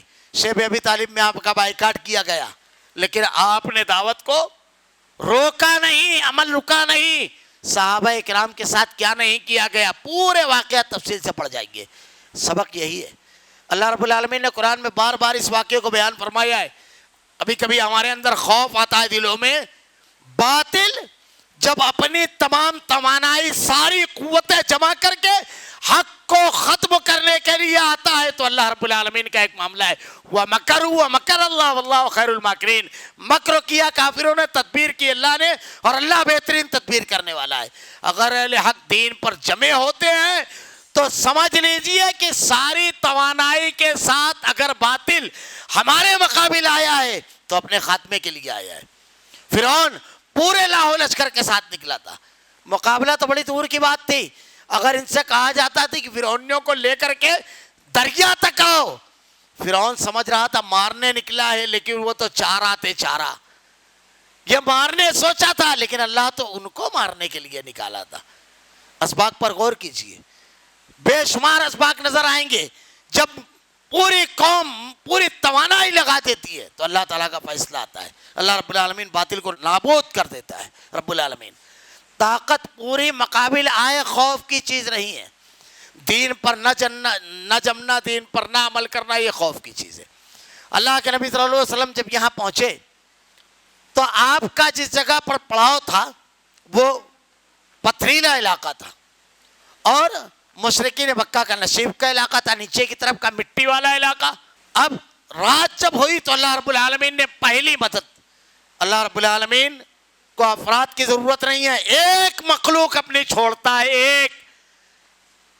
کرونا آیا دکھائی بھی نہیں دیتا تھا، عام لیبارٹری میں دکھتا بھی نہیں ہے، جو روڈ پر لوگوں کا چلنا دھوبر کیے تھے، گھروں کے باہر نہیں نکل گئے تھے، گھروں میں گھسے ہوئے تھے، حکومتیں ٹائے گئی، ایک مخلوق، اللہ اپنی ایک مخلوق کو چھوڑے گا، ایک انسان کی کیا بساط، کیا حیثیت، مگر شرط یہ ہے اللہ رب العالمین نے کہا ہے تم اللہ کی طرف پلٹو، ساری قوتوں کا مالک ایسی قوتوں کو ان کے مقابل کھڑا کرے گا کہ ہم گمان نہیں کر سکتے، ایسی جگہ سے مدد فرمائے گا۔ اللہ رب العالمین نے بارش برسائی، پہلی مدد، موسم کی مدد۔ بارش کا کیا کیا فائدہ ہوا؟ پہلا تو یہ کہ صحابہ کرام نے سیر ہو کر پانی پیا، غسل کیا، طبیعت بالکل فریش ہو گئی، یہ ظاہری تھا۔ اور دوسرا یہ ہوا کہ زمین بالکل جم گئی، اب پیر جمنے لگا، پیر اکھڑتا نہیں تھا، اور مشرکین مکہ کا معاملہ یہ ہوا، وہی بارش آسمان سے برسی، ایک ہی میدان، لیکن ایک طبقہ جو اللہ کے دشمنوں کا تھا ان کے لیے وہی بارش اجیرن بن گئی۔ اب ان کو کیچڑ کی وجہ سے چلنا دھوبر ہو گیا، یہاں پیر جمنے لگے، وہی بارش، ایک ہی مخلوق، دو کام اس کا۔ یہ پہلا موسم کی مدد۔ دوسری مدد اللہ رب العالمین نے جو کی کہ صحابہ کرام کے دلوں میں اطمینان قلب، یعنی خوف نکل گیا صحابہ کرام کے دلوں میں، خوف۔ اللہ کے نبی صلی اللہ علیہ وسلم اور صحابہ کرام غزوہ بدر میں جب پہنچے تو تعداد کا علم سب کو تھا، صحابہ کرام کہتے ہیں کہ ایسا اطمینان ہم لوگوں کو ہوا کہ میدان جنگ میں تلوار چھوٹ جا رہی تھی، ایسا بھی ہوا واقعہ، اطمینان قلب۔ اور مشرکین مکہ کا معاملہ کیا ہوا؟ اللہ نے ان کے دلوں میں خوف ڈال دیا۔ جنگ اگر آدمی لڑتا ہے، مقابلہ کرتا ہے، اگر مقابلے میں آدمی کو شکست ہوئی کوئی بڑی چیز نہیں ہے، چھوٹی بات ہے، دوبارہ آدمی لڑ سکتا ہے، لیکن اگر حوصلہ ہار گیا تو پھر دوبارہ لڑنے کے لائق نہیں ہوتا ہے۔ اللہ رب العالمین نے ان کے حوصلے توڑ دیے۔ تاریخ پڑھ گیا، 3 ٹائپ کی مدد اللہ تعالیٰ نے کی تھی۔ اللہ تعالیٰ ہر قسم کی مدد کر سکتا ہے، شرط یہ ہے کہ اہل ایمان جمے رہیں دین کے اوپر۔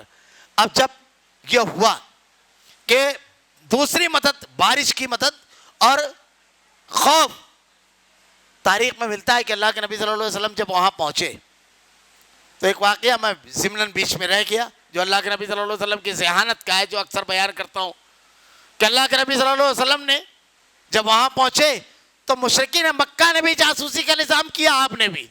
تو مشرکین مکہ کی طرف سے عمرو بن جہموی وہ کہتا ہے میں دیکھ کر کے آتا ہوں لشکر کی صورتحال۔ جب وہ گیا اور صحابہ کرام کو لشکر کو دیکھا تو کہتا ہے کہ بہت چھوٹی تعداد ہے، پھر کہتا ہے رک جاؤ، پھر ایک پورا لمبا کعوہ کاٹ کر کے آتا ہے کہ کہیں سے کوئی مدد تو نہیں آ سکتی ہے۔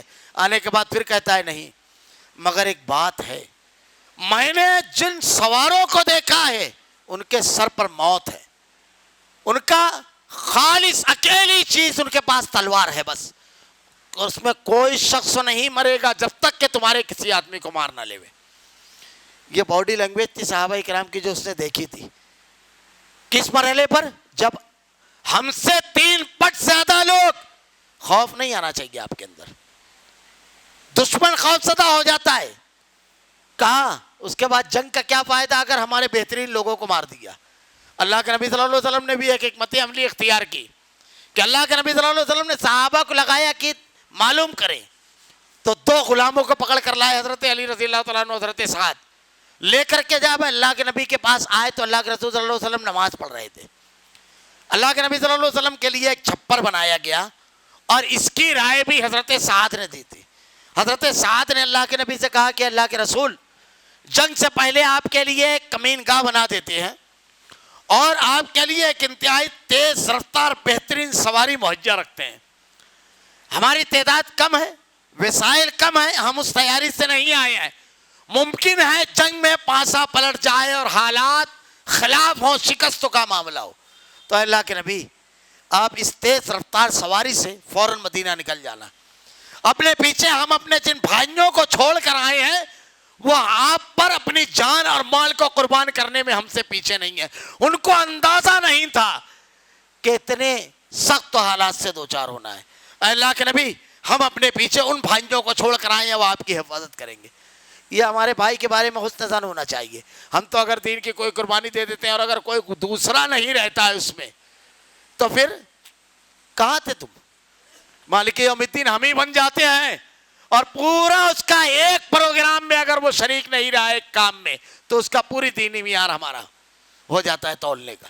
اپنے بھائی کے لیے حسن ظن رکھنا، کہتے ہیں ہم سے بہتر سعد بن معاذ کہتے ہیں، اللہ کے نبی صلی اللہ علیہ وسلم وہیں بیٹھے عبادت کر رہے ہیں، صحابہ کرام 2 غلاموں کو پکڑ کر لاتے ہیں۔ جب 2 غلاموں کو پکڑ کر کے لے کر آتے ہیں تو ان سے پوچھتے ہیں تمہارا تعلق کس سے ہے؟ کیا ابو سفیان کے اس سے ہے؟ کہتے ہیں نہیں۔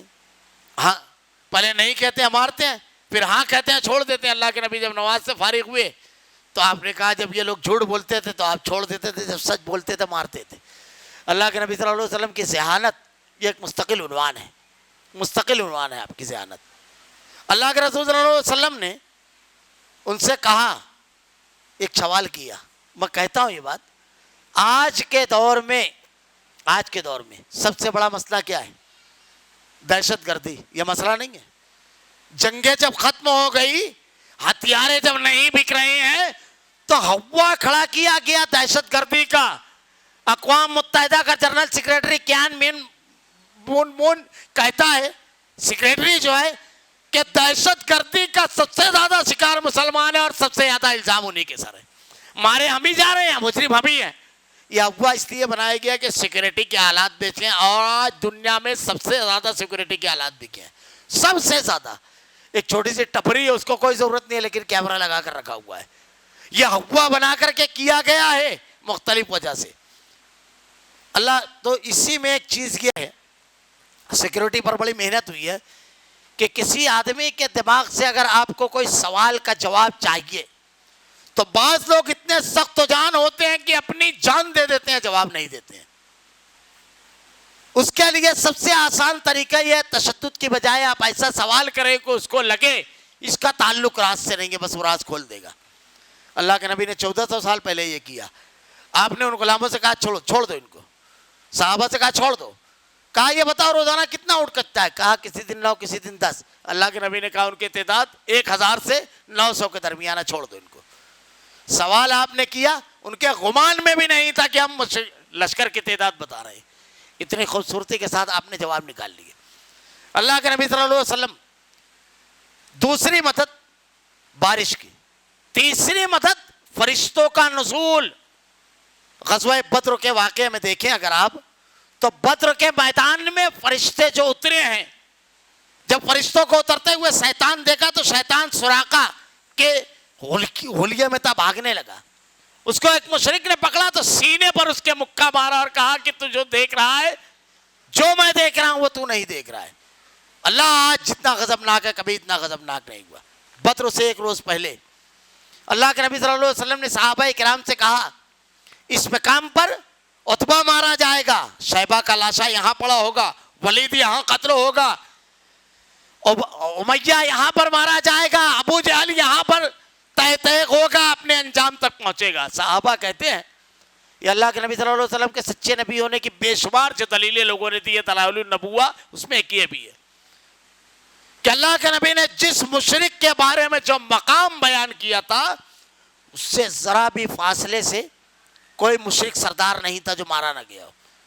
اللہ کے نبی نے مشرکین مکہ کے بارے میں جب معلومات لی کہ کون لوگ جنگ میں شریک ہیں، جب ان کے نام بتائے گئے سرداران مکہ کے، تو اللہ کے نبی کہتے ہیں صحابہ کرام سے کہ مکہ نے اپنے جگر کے ٹکڑے تمہارے سامنے رکھ دیے ہیں۔ اور اس کے بعد اللہ کے رسول صلی اللہ علیہ وسلم میدان جنگ میں دعا کرتے ہیں، مشہور دعا ہے، اور بلند آواز سے اس لیے کر رہے ہیں کہ جن لوگوں کو اس غزوے میں لے کر آئے ہیں انہیں احساس ہو کہ کتنی بھاری ذمہ داری ان کے کاندھوں پر ہے۔ آپ کے الفاظ ہیں کہ اے اللہ یہ تیرے نام لیوا ہیں، اگر یہ ختم ہو گئے تو قیامت تک کے پھر کوئی تیرا نام لیوا نہ رہے گا۔ رب العالمین الہ العالمین جب یہ دعا مانگ رہے ہیں، حضرت ابوبکر صدیق رضی اللہ تعالیٰ عنہ چادر گر جاتی ہے، اللہ کے نبی کہتے ہیں اللہ کے رسول بس۔ صحابہ کو یہ ادراک ہے کہ توحید اور ہدایت اور صراط مستقیم اور اللہ کے دین کی ذمہ داری ہمارے کاندھوں پر ہے، اس کو سر دے کر کے بچانا ہے، یہ ہم ہیں چنے ہوئے بندے۔ اور آگے بڑھئے، غزوہ بدر۔ غزوہ بدر کیا ہے؟ یہ تھوڑے سے پس منظر کے بعد میں کہتا ہوں نا، اکثر کلیجہ کانپ جاتا ہے غزوہ بدر کی تصویر پڑھتے ہوئے، غزوہ بدر کو پڑھتے ہوئے کہ اس زمین کی پیٹ نے کبھی وہ منظر نہیں دیکھا، اس آسمان نے کبھی وہ منظر نہیں دیکھا۔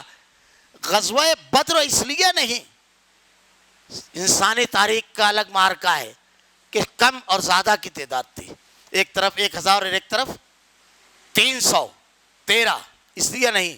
اللہ نے کہا ہے کم من فئۃ قلیلۃ غلبت فئۃ کثیرۃ باذن اللہ۔ بارہا ایسا ہوا ایک بڑے گروہ کو اللہ نے ایک چھوٹے گروہ سے شکست دلوائی، غلبہ دیا چھوٹے گروہ کو، بہت ہوا ایسا۔ بدر اس لیے نہیں کہ مسکراتے ہوئے لوگوں نے جان دی، اس لیے نہیں، بے سر و سامانی میں لڑے۔ ایک ایسی چیز بدر میں ہوئی ہے جو تاریخ میں کبھی نہیں ہوئی، جس کے تصور سے سورماؤں کے پتے پانی ہو جاتے ہیں، ایک ایسی چیز۔ اب کبھی غزوہ بدر کیوں اللہ نے کہا، میں نے تمہیداً جو کہا تھا سارے شرکا جنتی، کیوں اللہ کے نبی نے کہا یہ بدر کے شرکا ہے؟ کیوں؟ کبھی آپ نے غور کیا؟ صرف اس منظر کو پڑھ جائیے کہ جب دونوں فوجیں کھڑی ہیں تو کون کھڑا ہے؟ بدر میں جنگ کرنے اپنوں کے مقابل گئے تھے، اپنے خون کے مقابل کھڑے ہو کر کے لڑنا تھا، اور آدمی دشمن سے مردانہ وار مقابلہ کرتا ہے لیکن اپنے جگر کے ٹکڑے، اپنے بیٹے، اپنے بھائی اور اپنے چچا، اپنے ماموں، ان سے لڑتا۔ بدر سے پہلے یہ کوشش کی گئی باقاعدہ، عتبہ بن ربیعہ نے، اللہ کے نبی نے کہا تھا خیر اگر کسی کے اندر ہے تو یہ اس شخص میں ہے۔ عتبہ بن ربیعہ کے بارے میں، ربیعہ کے لڑکے میں، اس نے کوشش کی تھی کہ جنگ نہ ہو، اور جنگ نہ ہونے کی وجہ اس نے یہ بیان کی کہ ہم اپنے سے لڑیں گے۔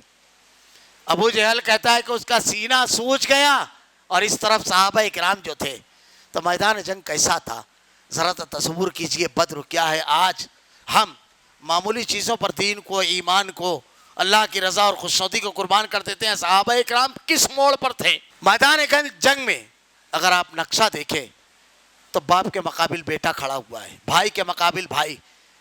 دیکھیے اس طرف کھڑے ہیں حضرت حذیفہ رضی اللہ تعالیٰ عنہ، سامنے کھڑا ہے آپ کا باپ عتبہ، میں ہلکی سی تصویر پیش کرتا ہوں، سامنے کھڑا ہے آپ کا چچا شیبہ، سامنے کھڑا ہے آپ کا بھائی ولید، اس طرف کھڑے ہیں حضرت مصعب، سامنے کھڑا ہے آپ کا بھائی عبداللہ بن عمیر، سامنے کھڑا ہے آپ کا بھائی عبدالعزیز بن عمیر، دو بھائی کھڑے ہوئے ہیں۔ اس طرف کھڑے ہیں ابوبکر صدیق، سامنے کھڑا ہے آپ کا بیٹا عبد الرحمن، اس طرف کھڑے ہیں حضرت عمر، سامنے کھڑا ہے آپ کا ماموں عاص بن ہشام، اس طرف کھڑے ہیں ابو عبیدہ بن جراح، سامنے کھڑا ہے آپ کا باپ، اس طرف کھڑے ہیں حمزہ، سامنے کھڑا ہے آپ کا بھتیجا عقیل، حارث، حکیمہ، اس طرف کھڑے ہیں حضرت علی، سامنے کھڑے ہیں آپ کے بھائی، اس طرف کھڑے ہیں حمزہ، سامنے کھڑے ہیں آپ کے بھائی عباس، اس طرف کھڑے ہیں اللہ کے نبی، سامنے کھڑے ہیں آپ کے داماد حضرت عاص۔ یہ رشتے دیکھیے اپنے خون کے مقابل، اور صرف اتنا نہیں کہ خون کے مقابل تلواریں لے کر کھڑے ہوئے، صرف یہ نہیں بلکہ تاریخ پڑھ گئے، حضرت ابو عبیدہ بن جراح رضی اللہ تعالیٰ عنہ کے والد 3 مرتبہ آپ کے سامنے آئے۔ حضرت جراح، حضرت ابو عبیدہ نے آپ کے والد کو کہا ہٹ جائیے ابا جان، آپ کے والد اڑے رہے، آپ کا ہاتھ نہیں رکا۔ اس کلیجے کو تصور کیجئے، اس جذبے کو کہ اللہ کے دین کے مقابل اگر آپ کا باپ بھی آیا، محبت، چاہت، خون، سارے رشتے قربانی کی انتہا ہے، یہ ہے بدر۔ حضرت عمر رضی اللہ تعالیٰ عنہ، آپ کے مقابل آپ کا ماموں عاص بن ہشام آیا، آپ نے ہاتھ نہیں روکا۔ اللہ کے دین کے مقابل حضرت مصعب نے اپنے بھائی عبداللہ کو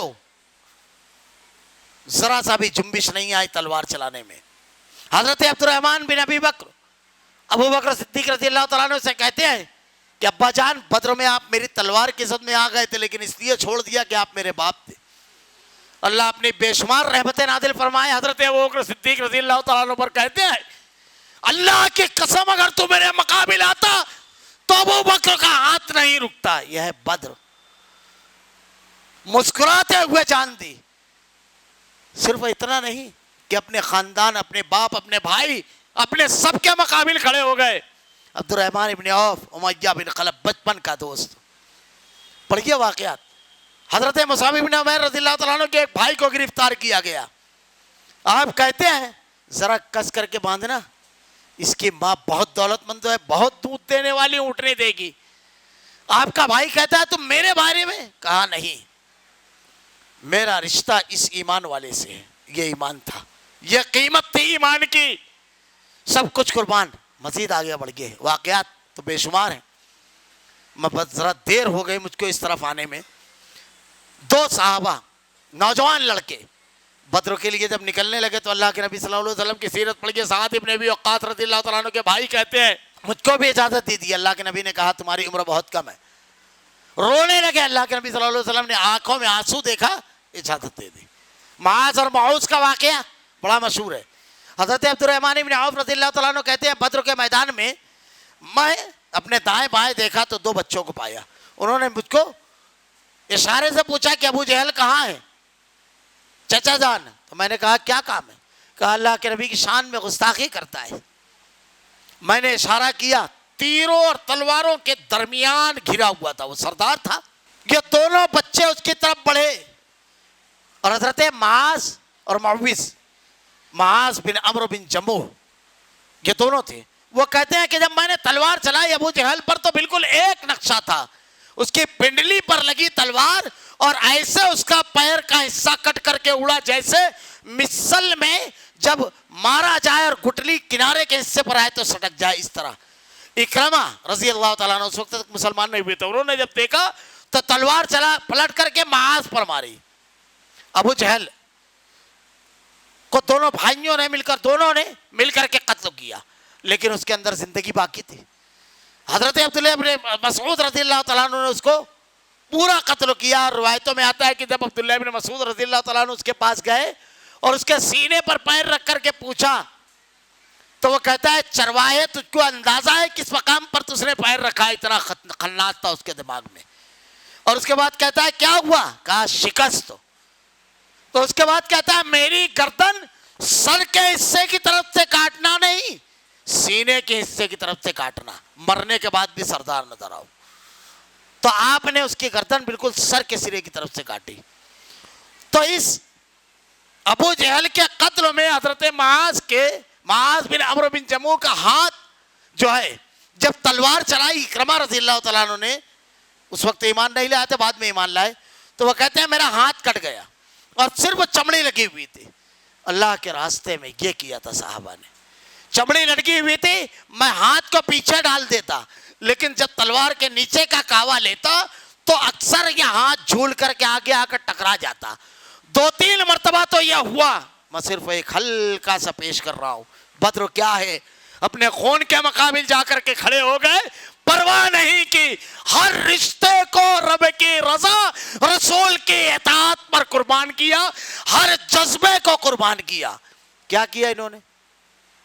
وہ کہتے ہیں کہ جب یہ ہاتھ 2-3 مرتبہ اللہ کے راستے میں تلوار چلانے سے رکاوٹ بنا تو میں نے اس ہاتھ کو زمین پر رکھا اور اس کے اوپر پیر رکھ کر کے جھٹکے کے ساتھ کھڑا ہو گیا, اس ہاتھ کو اپنے بدن سے الگ کر دیا جو اللہ کے راستے میں رکاوٹ بن رہا تھا. یہ ہے بدر. یہ قربانی دی تھی صحابہ اکرام نے.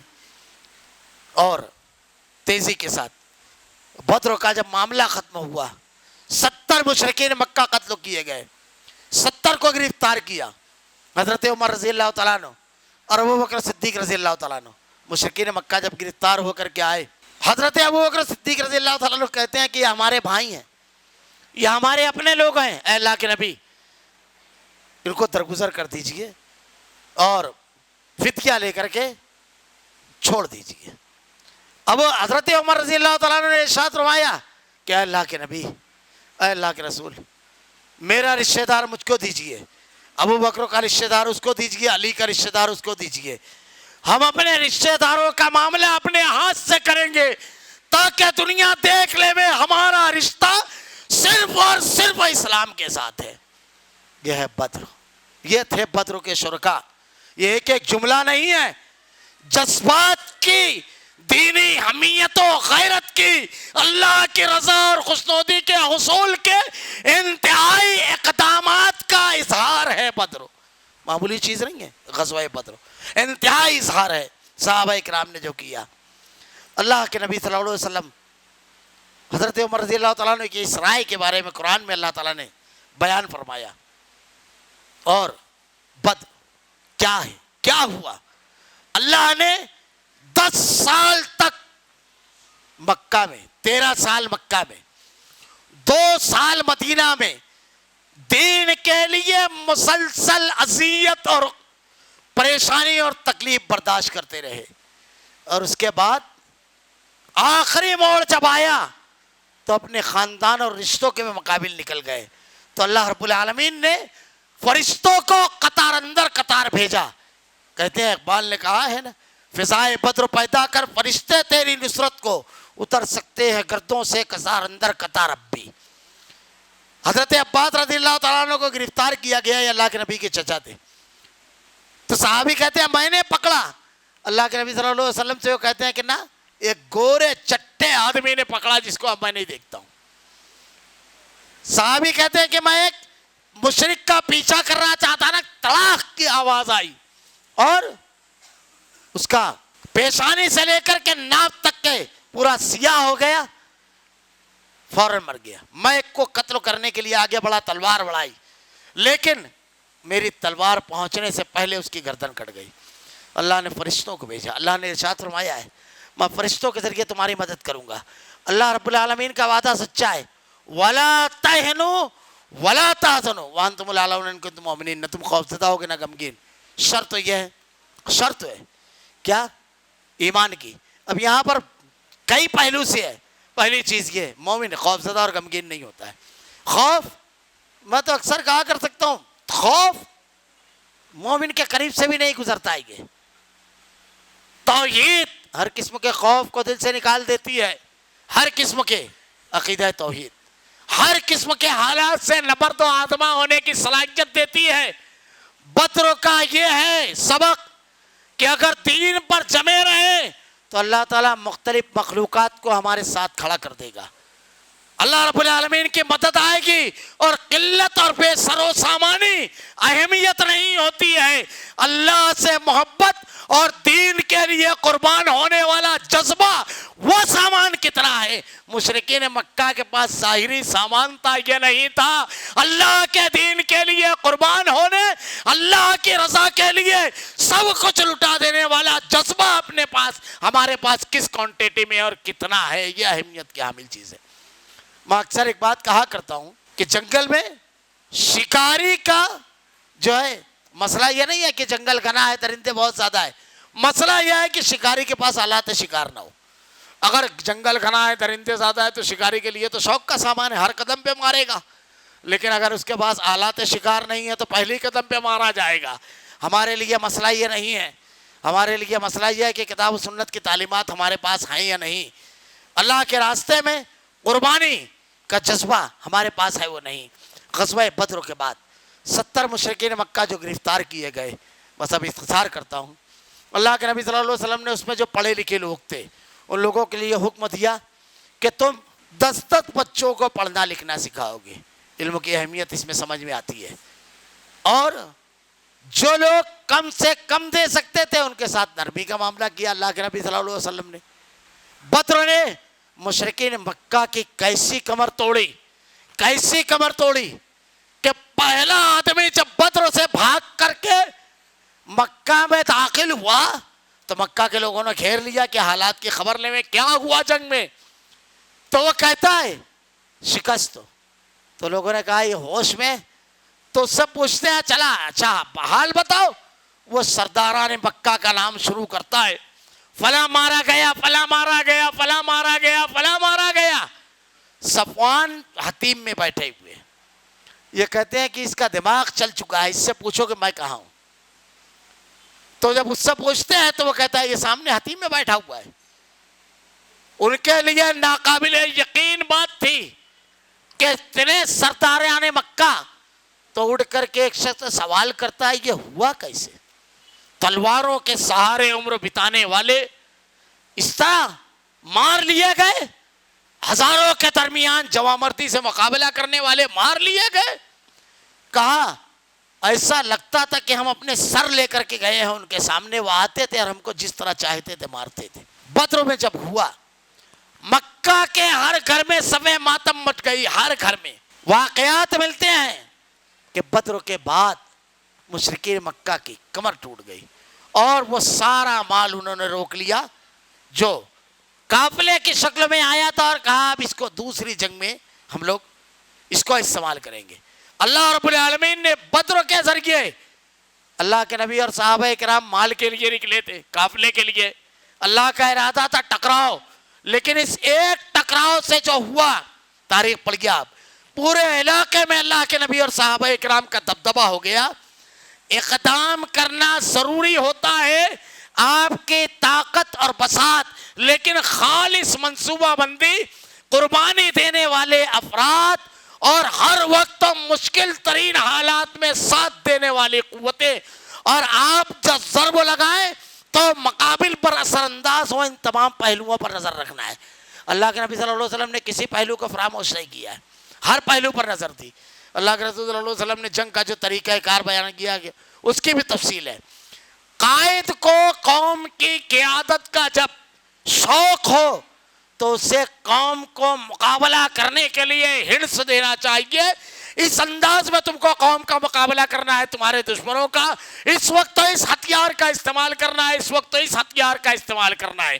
مقابل میں جب سامنے سے حملہ ہو اور قائد منہ میں گھونگنی ڈال کر کے خاموش اپنے گھر کے ایسی روم میں بیٹھا ہو، اسے قیادت نہیں کہتے. قیادت نہیں کہتے اسے. ایسے مرحلے پر قوم کے شانہ بشانہ کھڑے ہو کر کے مقابلے کے لیے ان کی تربیت دینا اور کس مرحلے پر کس ہتھیار کو استعمال کرنا، یہ مستقل عنوان ہے. ہمیں کیا کرنا ہے یہ ہم کو طے کرنا ہے. ان حالات سے نکلنے کے لیے حوصلہ مومن کبھی نہیں آتا ہے، بس تو حوصلگی کی بات مومن کبھی نہیں کرتا ہے، ڈپریشن میں کبھی نہیں جاتا ہے، مردانہ وار مقابلہ کرتا ہے. اور اقبال نے کہا ہے تم دیے بات مخالف سے نہ گھبرا ہے عقاب، یہ تو چلتی ہے تجھے اونچا اڑانے کے لیے. اللہ کے اوپر اس کا توکل ہے. ایک پتا بھی اللہ کی مشیت کے بغیر نہیں ہل سکتا. ہماری زندگی میں کوئی کیا رکاوٹ لائے گا، کوئی کیا ہماری زندگیوں کو ختم کر سکے گا جب اللہ نہ چاہے. اور اگر اللہ چاہے تو کوئی بچا سکے گا. یہ کل کے حاکم یہ حکومت کی بھاگ دوڑ آنے پر یہ ہمیں مار لیں گے. ہم نے تو بچپن سے واقعہ پڑھا ہے کہ نمرود ہے، پوری سلطنت ہے، پورا خاندان ہے، جلتی ہوئی آگ ہے. جذبہ یہ ہے جب فرشتہ آ کر کے کہتا ہے بچا لے میں، ہم صرف حکومت دیکھ کر خوفزدہ ہو رہے ہیں. واقعات ہم نے پڑھے کس لیے ہیں کیا کہا تھا؟ حسبنا اللہ و نعم الوکیل، میرے لیے میرا اللہ کافی ہے۔ میں اکثر کہتا ہوں حضرت موسیٰ علیہ السلام کے واقعے میں سبق کتنے اسباق ہیں، بچانے والی ذات کس کی ہے؟ دریا کے تہہ میں کس نے یونس علیہ السلام کو بچایا؟ لا الہ الا انت سبحانک انی کنت۔ ہمارا عقیدہ اور ایمان کی بات ہے، یہ عقیدے کی چیز ہے، خوف نہیں۔ خوف آدمی کے عمل کا۔ آخری جملہ کہہ کر کے میں اپنی بات ختم کر دوں گا۔ حضرت عمر رضی اللہ تعالیٰ عنہ کے غزوہ بدر کے بہت سارے اسباق ہیں، میں بڑی دیر پر واقعے پر آ سکا۔ حضرت عمر رضی اللہ تعالیٰ عنہ کے دور میں مسلمانوں کا لشکر روم میں تھا، وہاں سے لیٹر دیا گیا اور لیٹر میں یہ لکھا گیا کہ ہم لوگ اپنے مرکز سے بہت دور ہیں، ہمارے پاس رز تو کم ہے، افراد کم ہیں اور ہتھیار کم ہیں، ساری چیزوں کی کمی ہے، کچھ کمک بھیجیے۔